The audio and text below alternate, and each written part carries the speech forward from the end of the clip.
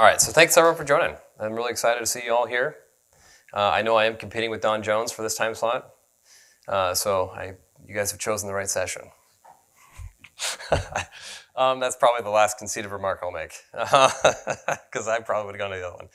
Anyway, the name of the presentation, From Pets to Cattle, Learning to Let Go and Automate. What I realized in the last year is that I spent a lot of time talking to colleagues about why they should automate and this whole concept of pets versus cattle, or cattle, sorry, that's already plural. If you're not familiar with that term, we're going to talk about it. I'm not going to sit and explain the title right now because you'll understand by the end. So if you haven't had a chance, make sure to thank our sponsors. This is what make the summit possible. So that's the sponsor slide. Thank you to the sponsors. While you guys feel free to take photos of the presentation if you want. Everything I will be presenting here today is in this repository, and this is a QR code that should go to that repository. So if you want to take one picture at all today, take this one, and then one other, and I'll tell you here in a second. And then when I see everyone done with pictures, great. And it's easy to remember, github.com/theposhwolf/session. So I go by the Posh Wolf online. I don't post a lot anymore, and the reason for that is because I have 4 kids, 2 dogs, a wife, and a full-time job. But in this day and age, I like to joke with people and remind them that I am a natural intelligence hosted on what I would consider world-class hardware. Humans are a lot smarter than the other creatures that roam this earth. So congratulations to you guys. You won the lottery when you were born, myself included. I'm from Eugene, Oregon. So like I was mentioning before, I'm just a train ride away. So I really love this conference, easy to get to. My company's not paying for me to be here, so I'm not going to tell you who they are. I work as a cloud platform architect, and my primary focus recently has been containerization. So we do a lot of containerization stuff. So it wasn't that expensive for them to get their names on here, but they chose not to. And then before we get started, if someone could take a picture of me and send it to me on Slack, that would be great, because my wife doesn't think that IT is really that cool. I asked my kids, well, what do you do? And they're like, well, you do DevOps. My 7-year-old was like, well, what is that? What is DevOps? And she's like, I don't know. Is that a reflection of me or a reflection of my career? We could argue about that. So if you guys, I saw a couple people taking pictures, please send it to me on Slack. I really appreciate it. Thank you so much. And last thing before we get into it, I won't be doing any demos. We will be looking at code, but we will not be executing any code. This is primarily talking soft skills. So if that's a disappointment to you, I wanted to get this early. I think we're only 2 minutes in, so great. Everyone already expected that. Cool. So what we're going to cover today is talking about pets versus cattle. So I want to give you guys a real-life example so we can understand where that metaphor came from. We're going to have a quiz based on that information, see if we can get some baseline concepts of the pet versus cattle. I hear my phone going off, so thank you to whoever just sent me the picture. I really appreciate it. And then we're going to take that metaphor, apply it to infrastructure, and then talk about how you can identify the problem signs of petting your infrastructure too much, recovering from those problems, and then what you have to look forward to with this whole cattle approach. And I don't have any kind of agricultural background, so I might say some things about cattle that may or may not be accurate. So just if there are anybody that has that sort of background, you can feel free to make fun of me. So this picture is actually one of my dogs. His name is Captain, and he does this to his own bed. He loves toys, okay? Pets. If your family is anything like mine, they sleep in your bed, and then you have kids, and now your dogs sleep on the floor in their own beds. They do snuggle with our kids if you have them. I have 4 of them, so my dog spent a lot of time with the kids. My 1-year-old, one of the first words she learned was doggy. Very cute. But they lick our faces as much as I hate it. It happens all the time. We are responsible for cleaning their messes, but we love them because they're part of the family. And this is a reflection of how I see pets. Other people, their dogs sleep outside and they're just there for security, but my dogs are very much a part of the family. Cattle, a little bit different. They have their own place to sleep, separate from people, right? Our children generally point at them. They're not close enough to associate with them unless they're raised on a farm or something. We're not close enough to be licked by them. I use that licked example because that's what my dogs do all the time. I hate it, but they do it. I still love them. Cattle generally have people that are dedicated to taking care of them, cleaning up their messes. And then they are generally used. And this is a really foreign concept to me, but some people do like to eat cattle. You guys are supposed to laugh. I'm a vegetarian. You want to really laugh, where do you draw the line? No, I'm not, we're gonna skip that speech. So let's talk, let's run through a quiz. So this quiz is very simple. We're gonna give you a scenario. I'm gonna give you a scenario. We're gonna decide, is that pets, is that cattle, or is it just plain stupid? All right? So first one. One of my favorites is naming conventions, right? So the scenario is we use regional bird species to name our servers. So let's say you're from the Northwest, or maybe from Washington. You use the state bird of Washington, the American goldfinch, and you use goldfinch for your server names, and then goldfinch dash, I don't know, something, right? Is that treating your infrastructure like pets, cattle, or is that just plain stupid? Ooh, that's actually pets. But let's say, no, you guys are on the right track, because let's say, does anybody know what Azure, AWS, GCP, what data centers fall into the range of this bird? First off, does anybody know what this bird is? Oh, you guys are making me sad. So this type of bird likes to bang on my chimney cap. It's a red-shafted northern flicker. So can you guys imagine like SRE overlaying data center locations with bird ranges? Like, what is that? That is, there we go, red-shafted flicker. That's just plain stupid. Like you can take it too far. I'm actually really curious. What's the best naming convention or the dumbest one someone's heard of? Maybe Lord of the Rings, Star Wars, rivers. Anything? Trees? Did I hear trees? We have characters from Winnie the Pooh. Winnie the Pooh. I love it. Okay. Shapes. That's hilarious. Yeah. Okay. Cool. And we'll talk about what naming conventions should be, because there is a right way to do that. So, scenario, when a production host goes down, we just replace it. Pets, cattle, just plain stupid. Cattle. Oh, you guys are getting this quick. Cool. Cattle. When a host gets overloaded, we give it more resources. Man, wow. Pets. You guys are smarter than I thought. I'm just kidding. I knew you guys were all very smart. We assign different color backgrounds to our server desktops based on environments. This is a tricky one. I can see it going either way. I mean, who actually remotes into production servers? I've done it. My hands up. And this is very foreign to maybe a Linux admin who's like, what is this remoting in and seeing a desktop background? What I want you to think about is, let's say you're automating it using BGInfo and it's there as the failsafe. What is that? Pets, cattle, or stupid?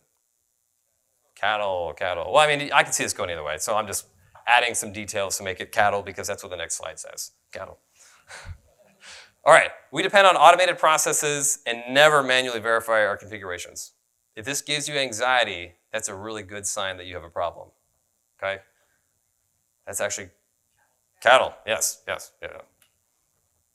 All right, I've actually worked at a company where this was true for production deployments for our largest used piece of software for our customers. We had step-by-step instructions with screenshots on how to deploy it. Pets, cattle, or stupid? I mean, you could argue that's probably plain stupid. Well, but it's documentation. Who's done a deployment without any documentation? Yeah. See, not quite plain stupid, but you guys get the idea. Okay, so you guys did excellent. Thank you. So let's talk. So from an infrastructure perspective, and we could argue naming conventions all day long, but basically, I love fun naming conventions, but they make no sense if you're deploying hundreds and hundreds or thousands of resources.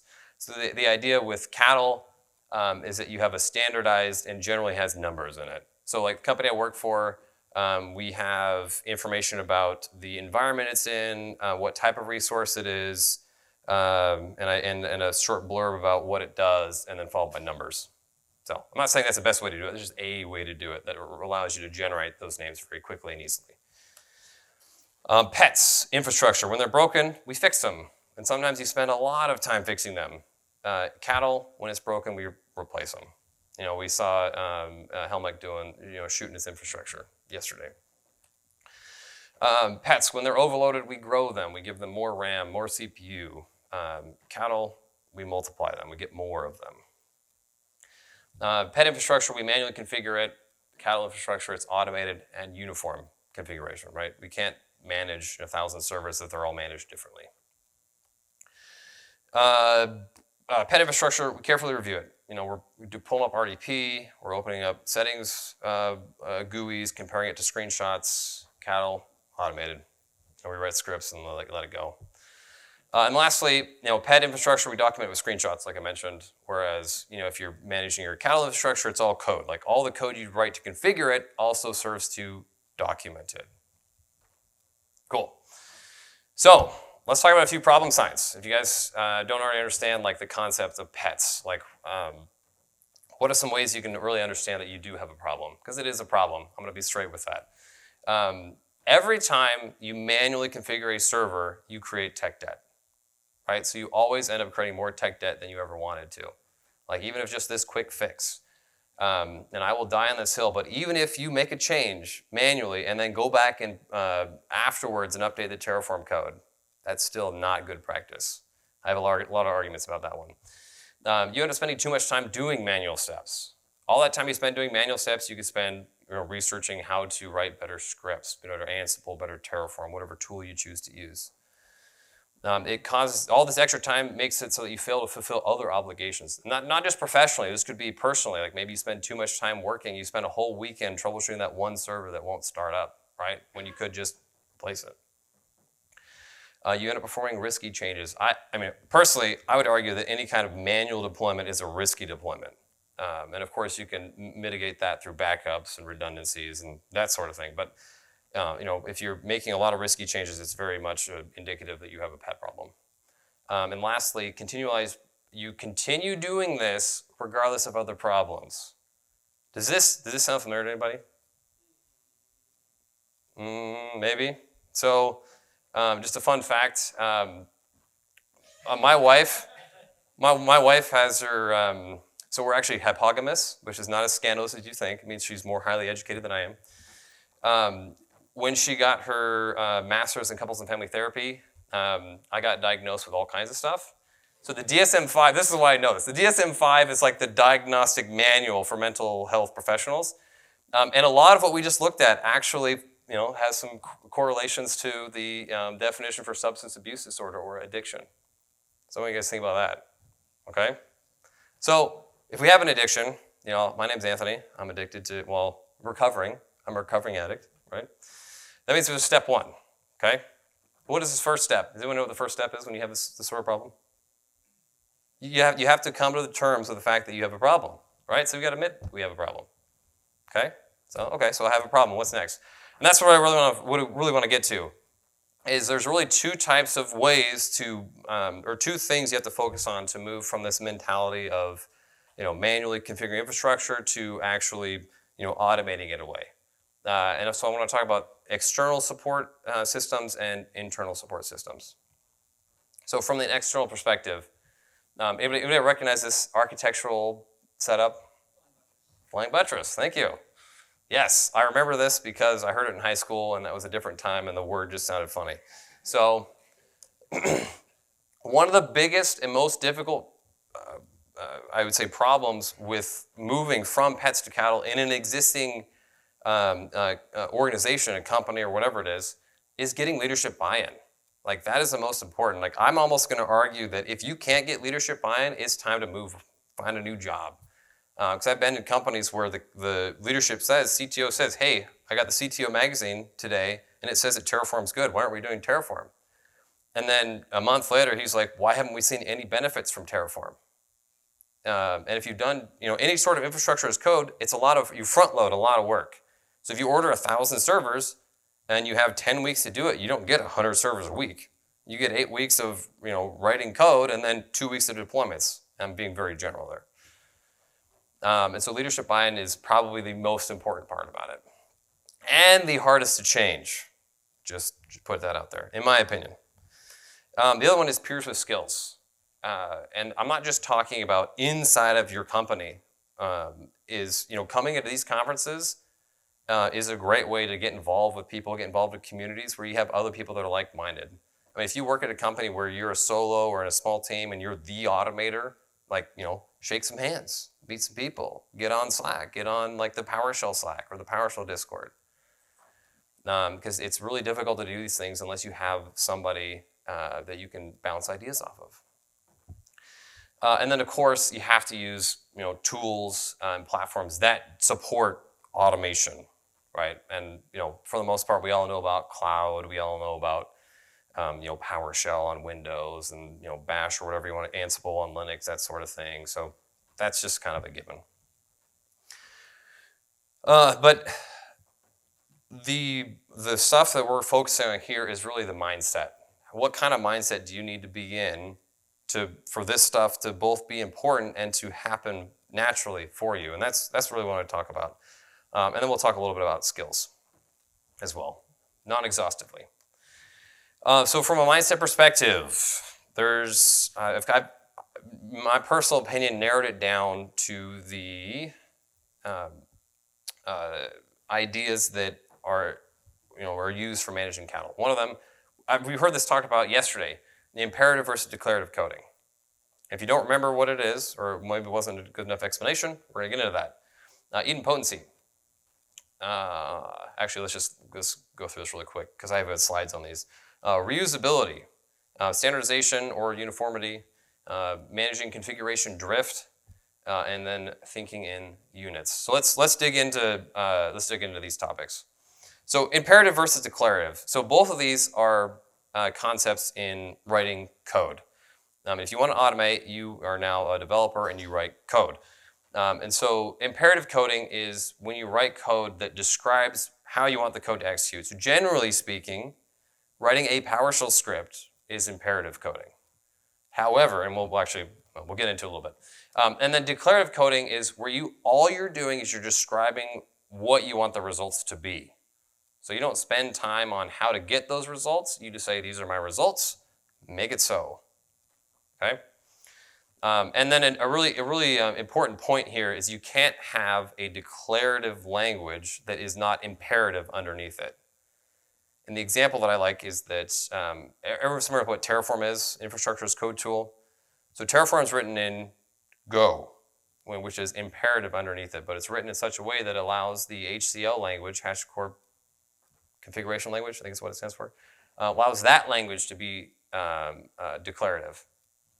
I have to double check my slides because I'm going to say them wrong. So here's an example. Is this big enough that we can see this? I was a little worried it might be a little small. Okay. So on the left-hand side, we have a PowerShell script. On the right-hand side, we have a Terraform script. And what both of these do is to create a resource group, a log analytics workspace, a container environment or container app environment, and a container app in Azure. So 4 resources. Very, very simple setup. On the left-hand side is an imperative example, except that, and this is an interesting thing, depends on how many hairs you want to split here. You could argue that a commandlet in PowerShell is declarative because you said, I'm saying new at the bottom, new container app, and I'm giving it the attributes of those container apps. I don't care how it's making it, but it's making it.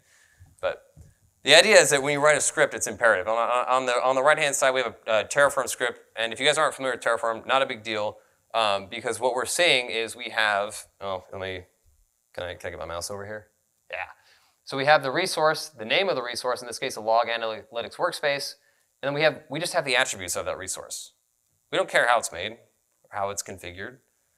In fact, people are paid less than we are to worry about that stuff, right? We care about scale. We care about the resources architecting it, not the minute details of how it's done.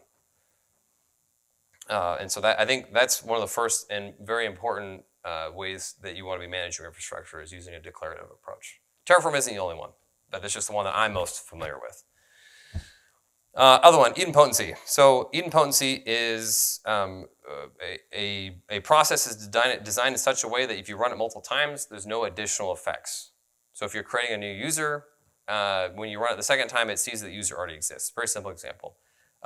Another way to look at it is like the open or the close elevator door button. is idempotent. Every time he presses it, nothing happens, right? The first time you press it, nothing happens. The 10th time you press it, nothing happens. Close the elevator door button. Cutting lumber to length is another example. Like if you take an 8-foot 2x4, you say you want to cut it down to 4 feet. Every time you push down the chop saw, it's not going to get any shorter because it's still 4 feet long. Unless you're saying remove 2 feet from it, then every time you remove 2 feet, it gets 2 feet shorter. And sorry for anybody that uses the metric system. Locking a car. I didn't drive, but if you key fob, every time you press lock, nothing changes. The first time it locks, and then the second time it's already locked, so it doesn't change, right? And then if we want to get technical, like mostly in the PowerShell world, get commands are generally speaking idempotent. Every time you get an object, you just get the same object, right? And if it's something different every time, then maybe that function or command that's not written very well. And if you're making REST calls, HTTP GET, returning those objects. Unless they've changed, you get the same one every time, but if it does change, you do want to know that. So here's an example in PowerShell, a very basic, please don't try to execute this example, where we are saying at the top, instead of craning my neck here, let me get the mouse over and crane my neck this way. At the top, we're getting the container app. We're building a splat. Where did the mouse go? And then if the container app exists, we're updating it. And if it doesn't exist, we're creating a new one. So you can see new versus update. And knowing exactly what a container app is not important in this case.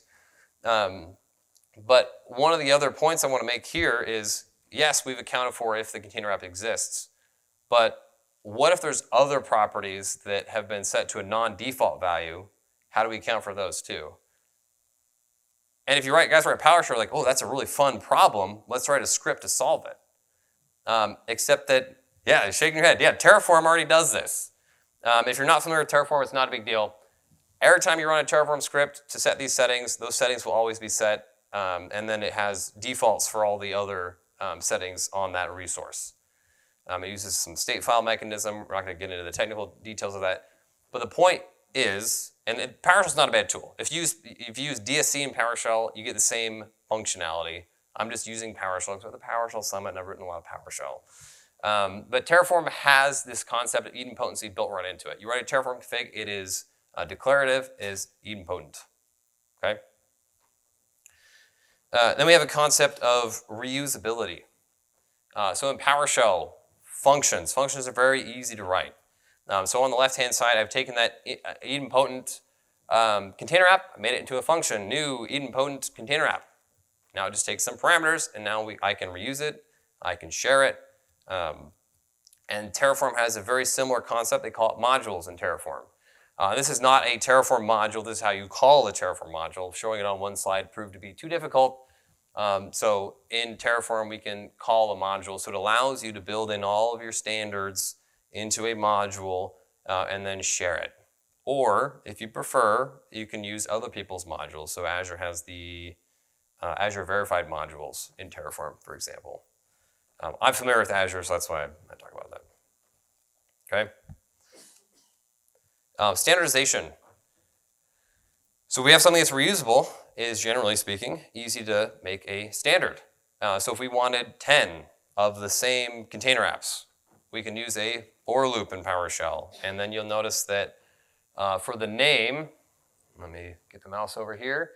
For the name, we have container app -x. So we're going to get a container app, whatever the name is, -0 up to container app 9. And then in Terraform, we have the concept of a count or for each. I'm not going to go too in depth here with that, but it's this property here, count equals 10. So that means that's going to run 10 times. And then in Terraform, we have this count.index. We can use that for the container app name itself. And so this is built into both tools, being able to standardize through the use of repeated reusability. There we go. And then configuration drift. How many people, you deployed something, somebody changes it, and you never know that it changed until something doesn't work right? Right? So in PowerShell, I mean, if we're using DSC, again, this is built into DSC, both PowerShell DSC and a new DSC. But if you wanted it to just use a PowerShell native tool, we could look at something like Pester, right? We could write Pester tests. Pester tests are a ton of fun. You write it, you get all this green output when everything's right. It's cool. But the problem is you spend your time writing Pester tests. This is a very simple example. Please don't execute it. Of checking the container app for, what are we looking at? Make sure it exists and that has the correct image. And we'd have to write a bunch of more if blocks to ultimately test our infrastructure.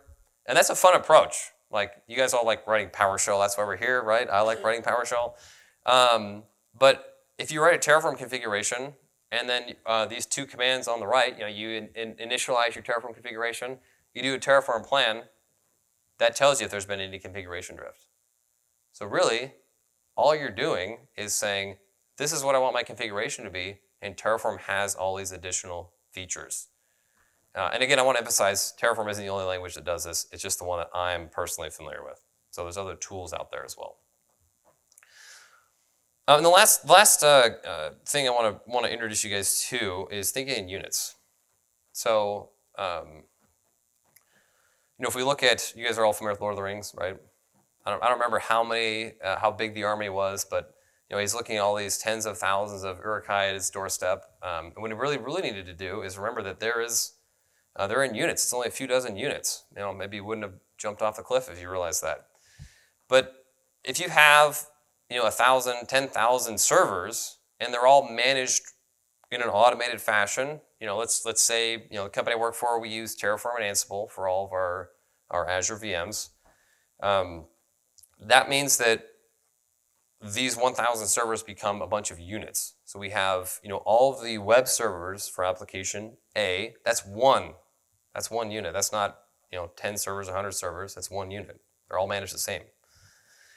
Same for the app servers, same for the database servers, and this is very traditional architecture, right? But now, you sound really cool. You sit down in a job interview, and someone says, well, how many servers have you managed before? And you say, well, I have no idea. It doesn't matter. They're all units, all right? They're all groups of servers. They're all uniform, and so the number doesn't matter anymore, right? Because it's all automated. If we want 10 servers or 100 servers, the only difference is how long it takes for the CI/CD pipeline to run, okay? And then if we talk, modern architecture like microservices or even cell-based architecture, those are all units anyway.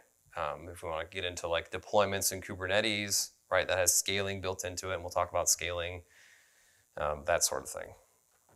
And it's similar approach to managing containers versus traditional infrastructure like virtual machines and stuff. So, any questions on any of that? Any comments? Cool. So let's talk skill sets. And this is not intended to be an exhaustive list of skills. But once you have these skills, I always think of the scene from Taken where he's like, I have a very particular set of skills. I haven't watched it recently, so I'm not gonna say, I will find you, whatever it was. But when you have infrastructure as, your infrastructure you're managing as cattle, you're generally going to use, one of these tools. If you're not familiar, I wanted to list a few out. Personally, I'm familiar with Terraform. People argue that it's truly open source, open tofu. But in Azure, we got ARM templates and Bicep. Microsoft probably will tell you to don't even worry about ARM templates anymore. AWS is CloudFormation. GCP, I think, depends on Terraform as their primary infrastructure as code tool. And there's another one I saw come up on some guy I was interviewing that was talking about Pulumi. I'm not very familiar with that, but it's an infrastructure as code tool. And then configuration as code. I'm most familiar with Ansible and PowerShell DSC, but you got Chef, Puppet, SaltStack. I think Chef and Puppet are like the OG configuration tools. Is there any other that anyone's here is familiar with that I don't have listed? Oh, okay, cool, no worries. I wanted to spend just a couple minutes talking about containers. A lot of what I'm talking about here is for like virtual machine infrastructure where you have Terraform and you have Ansible, whereas containers, well, first off, does anybody else think of food containers when they think of containers? Like I see like the Docker logo has shipping containers on it. Like that doesn't make any sense to me. Because when I think of a container, like a containerized application, you have one container, it's the whole application. It's all ready to run. And so I always think of like meal prepping. You put a whole meal in a container and put it in the fridge, right? That's how I think of containers. So that's why, yeah. Anyway, containers really force you, if you move to containers, it forces you to treat your infrastructure as cattle. You start a container, you shut it down. What happens to the data in it? It's gone, right? I've seen a production database go away because a developer moved from virtual machines to containers and didn't realize that. Yeah, that was a fun conversation with a customer. But containers themselves, they require you to build it with a Docker file if you're using the Docker ecosystem, which is what I'm familiar with. When you deploy it into Kubernetes, you're writing YAML. Maybe you upgrade to using Helm paired with like a deployment tool like Argo CD or Flux, something like that. But containers, because they're designed to be a small self-contained unit, they're very much focused on horizontal scaling. And so that's where all the containerized tooling is all very easily configured for scaling. So we looked at the container app example earlier. If you're not familiar with container apps, it's literally just a container with scaling rules in Azure. Boil it down, that's what it is. Okay? I just realized the timer on my PowerPoint was started a little bit early, so okay, still got 15 minutes. So what's next? And this is my favorite part of the presentation is once you've figured out, all this, the mindset, the things we talked about on managing your infrastructure as cattle, there's a lot of benefits to taking this approach. One of the big ones is skills. The skills we looked at, they're very in-demand skills. But four additional examples that I wanted to give is talking about scaling, change management, disaster recovery, and environment management. And this is not an exhaustive list of all the benefits you get out of treating your infrastructure as cattle, but it's a list it's fun to talk about. So scaling. Anybody actually familiar with what game the screenshot's from? Satisfactory. So if you guys remember from I think it was slide 2 or 3, I got a family and a job, so the screenshot was not from me. But it's a game where you build factories and you have to scale them, and it sounds like a lot of math, and it is, but it's very addicting. I had to stop playing because I was wasting too much time. But it really drives home this concept of the game requires you to scale, right? That's a requirement of that. So if you're treating your infrastructure as cattle, then like I mentioned earlier, if you're thinking in units, like this one unit, it's all the same exact configurations from treating it as one, the number of compute resources no longer matters, right? It can be 1, it can be 100, it can be 1,000. Like we literally don't care. Does anybody know who is going to care about it? FinOps, maybe? If you're in the cloud? What's that? Whoever's paying, yes, thank you. And so really all we need is to have smart scaling rules and load balancing. And then now doesn't matter, like the number doesn't matter until you have that conversation with the person who's paying. That's where having the smart scaling rules comes into play, because you really want to, maybe you can predict traffic based on, the time of day your customers are using the software, or maybe it's a monthly thing. I talked to a guy who used to work at TurboTax, and he was like, hey, the first 4 months of the year are miserable, and then the rest of the year was great. And for anybody who's not American, we pay taxes between January 1st and April 15th. And so if we're using traditional architecture with virtual machines, the 3 major cloud providers support scaling virtual machines out of the box with scaling rules. So I just wanted to call that out. In Azure, they got VM scale sets. AWS has the EC2 scaling groups, and GCP has the managed instance groups. And that allows you to make one image, and then you don't care how many you get. You give it a rule, and you say based on this rule, based on CPU, memory, traffic, whatever it is, just give me more of it. And then we'll, of course, you want to communicate with the people that are paying to make sure that rule makes sense. So change management. And this one is going to be pretty snarky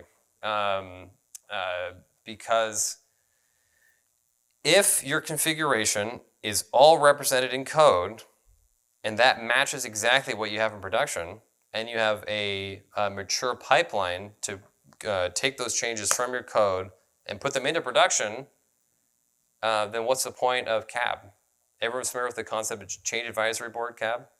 Anybody not familiar with change management before we get into anything further? Okay.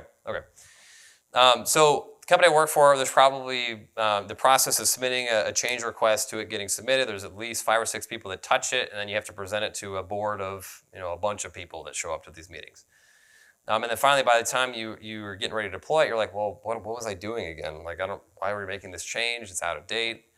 But in this view, this is a PR in GitHub of a very basic Terraform configuration, and really, all you need to do is review this, this configuration changes. We got the red that's being removed, the green that's being added, and approved or not, right? LGTM on the PR review looks good to me. And certainly you're going to have peer reviewers and people are going to ask questions about it. You'll still have to go through the defense process. But the idea is that your change management literally becomes a DevOps process where it's a PR on a pull request and it's not a ticket in ServiceNow. And obviously it's not that simple. If you really want to give your change, whatever team manages your change management, give them anxiety, suggest this process.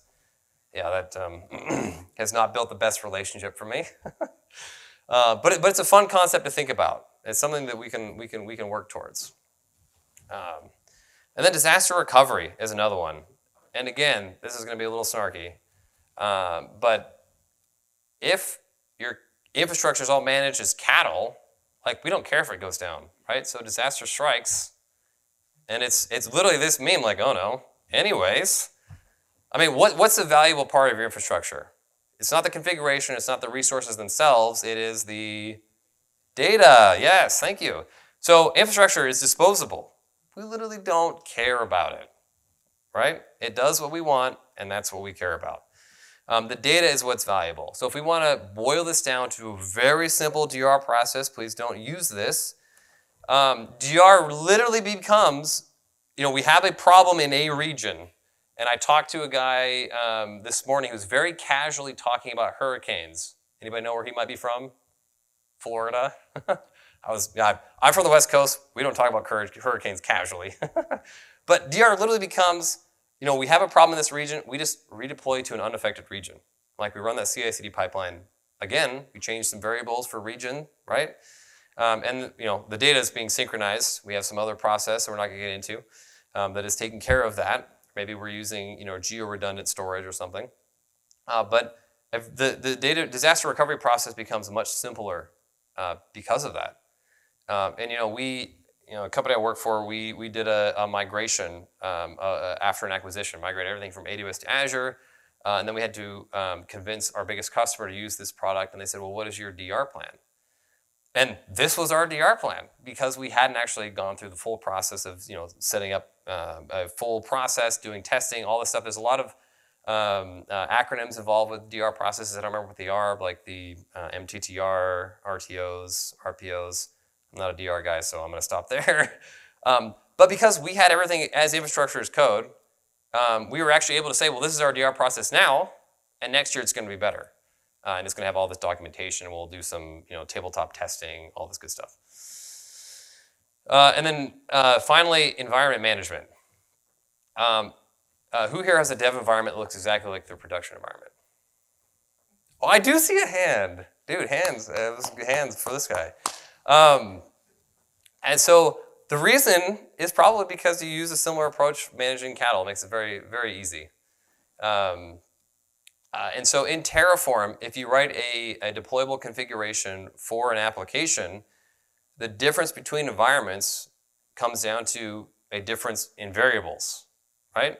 It's the same, well, in an ideal world, it's the same resources, it's just a different number of resources. Maybe it's different specs of resources, but the idea is it's the same or very similar process. And so, if you're having trouble with that leadership buy-in that we talked about, you go to your CTO, you say, hey, you like having production environments that match our lower environments, so let's just do Terraform. That's a good argument. I mean, it may not be the best approach. There's probably better ways to do it with, presentations and whatnot. But another one that's really fun is, anybody ever been asked to can we just copy production and do some load testing? Yeah, that's kind of scary to think about. But if everything's managed as cattle, you're literally just adding another variable set to your Terraform deployments and redeploying, and now you can copy production exactly, and then you got to decide. I work in healthcare software, so we can't copy production databases because PHI, and so that's a different problem. But now you can load test production for a week and destroy it. Well, production 2, right? We don't want to destroy production. But that becomes very easy if you're treating your infrastructure as cattle. And so that's one of the last ones I wanted to suggest to you guys. Anybody else have any thoughts on some of the some of the options that open up to you when you start automating everything? Man, we're a quiet bunch today. We're gonna end 5 minutes early if we don't get questions. Oh well. There we go. Oh, I have a question. Let's say you are on Amazon. Right? Okay. How do you dev an Amazon or stress test an Amazon website? There are so many different systems interlinked together. That's a great question. So the question was, if you have everything in Amazon, how do you stress test Amazon specifically? Yes, sorry, to clarify, let's say you have a marketplace online. Right? Okay. There's live transactions, live people swiping credit cards. How do you simulate that in dev? It's quite a problem. So how do you simulate a production environment in dev if you're if you have a marketplace? And that's why the company that you work for hires smart people like you. I mean, because it's a unique problem for every type of software. So I work in healthcare, and so the biggest problem is de-identifying production data so we can replicate that and then test. And so what you are really testing is you're testing your scaling rules, you're testing your infrastructure configuration, maybe your load balancer skews. That might be something you run into where we're switching load balancers from whatever vendor A, and then we're going to use the AWS native load balancer. And you for whatever reason you go with, and I don't know what the SKUs on AWS side, but like the lowest tier, and it doesn't have the performance you need, and that's something you'd be able to catch in this type of performance testing. Or maybe your databases aren't spec'd in a way that is conducive to the amount of transactions that you get. I mean, there's a lot of things that you're testing, and you're not truly testing unless you have a huge deployment in AWS. You're not truly testing the cloud provider performance. But that is also a consideration, is if you do have a multi-cloud workload, is understanding what the performance differences are between the 2 or more cloud providers, because they might be very different. I don't know, but that's a very, very good question, is how do you truly load or performance test it if it's just hosted on a cloud provider. So thank you. So closing thoughts. So one of the last things that I wanted to share with you guys is, Jeffrey Snover joked about Microsoft. You mentioned that Windows admins were cheap. That was 20 plus years ago. But the thing that's not cheap is people that have skills to manage infrastructure as cattle. Like if you're in a spot in your career where you're like, well, I'm really good at automating things, but I just don't feel like I am getting the respect that I deserve because of my skill set. I mean, that's, to be very selfish, and you should be when it comes to your career. That's like one of the, really important motivators for me in my career, is understanding what skills, get me to the next level. And in my personal opinion, treating your infrastructure as cattle is a huge one. Jeffrey Snover talked about, amplifying. If you write one config or one script and it runs on one server, what's your impact? One server. If you write, a Terraform module that is then reused by, 100 different, Terraform configurations that are all deploying in collectively thousands of resources, that's a huge amplification, right? So that's the last thought I want to leave you with. This was a lot of money in managing lots of resources in a cattle way. Maybe not this much money, but I love that scene in Breaking Bad, where if you guys aren't familiar, where he's laying on all the money. So That's it. Any other questions or thoughts? Cool. Thanks, guys.